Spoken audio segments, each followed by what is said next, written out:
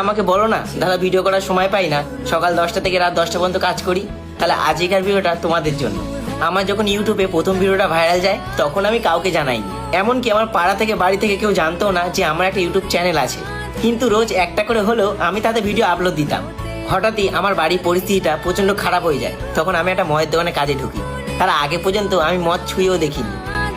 সকাল 9টা থেকে রাত 12টা পর্যন্ত কাজ করতাম। পুজো পার্বণে কোনো ছুটিই ছিল না আমার। সকাল 9টার সময় যখন কাজে যেতাম, যা পারতাম তাই ভিডিও করতে করতে যেতাম।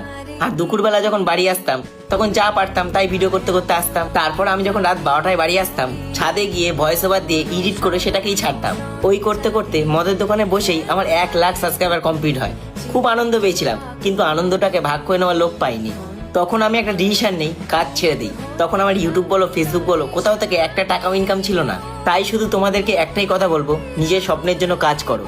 নয় তুমি হারবে আর নয় তুমি কিছু